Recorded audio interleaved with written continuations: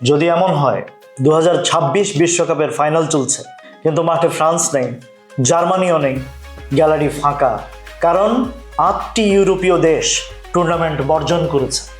শুনতে অবিশ্বাস্য মনে হলেও ডোনাল্ড ট্রাম্পের একটি একগুঁয়ে জেদ কিন্তু আজ ফুটবল বিশ্বকে ঠিক এই খাদের কিনারে দাঁড় করিয়ে দিয়েছে।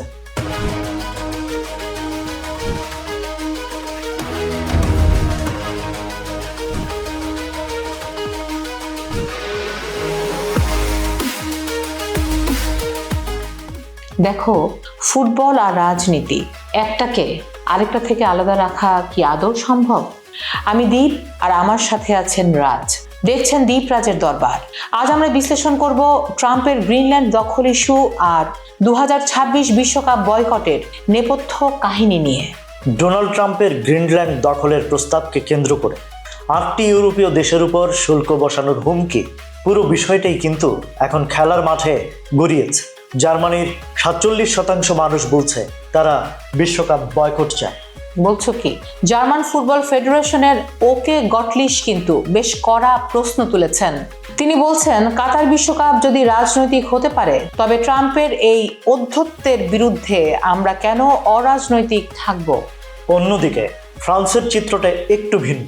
সেখানে রাজনীতিবিদ এরিক কোকরেল বয়কটের দাবি তুললেও ক্রীড়ামন্ত্রী মারিনা ফেরারি কিন্তু বলছেন খেলাধুলাকে রাজনীতির ঊর্ধ্বে রাখা উচিত। ফ্রান্স আপাতত বয়কটের পথে নেই। কিন্তু রাজ, সমস্যাটা গভীর। কেমন? ট্রাম্পের এই বাণিজ্য যুদ্ধ ন্যাটোর মতো জোটকেও টালমাটাল করে দিচ্ছে। যখন জার্মানির মতো ফুটবল পরাশক্তির অর্ধেক মানুষ টুর্নামেন্ট বর্জনের কথা ভাবে, তখন ফিফা সভাপতি ইনফান্তিনোর সঙ্গে ট্রাম্পের পিস প্রাইস আদান প্রদান কি একটু দৃষ্টিকটু নয়? অবশ্যই। জার্মানির বর্তমান চ্যান্সেলর মেৎসের দল থেকেও কঠোর অবস্থানের কথা শোনা যাচ্ছে। ট্রাম্প যদি শুল্ক আরোপ করেন, তবে ইউরোপীয় দলগুলোর পক্ষে যুক্তরাষ্ট্রে গিয়ে খেলাটা নীতিগতভাবে অসম্ভব হয়ে পড়বে। কবি নজরুল ইসলামের সে লাইনটা মনে আছে তোমার? বিশ্ব যখন গুমরে মরে, রণখোলাতে রক্ত ঝরে, তখন কি গান গাইতে পারিস? প্রশ্নটা এখন ইউরোপীয় ফুটবল ফেডারেশনগুলোর সামনে। শান্তি আর বাণিজ্যের এই টালমাটাল সময়ে ফুটবল কি তার জৌলুস ধরে রাখতে পারবে? কমেন্টে জানান আপনার মতামত, কারণ আপনার মতামত আমাদের কাছে গুরুত্বপূর্ণ।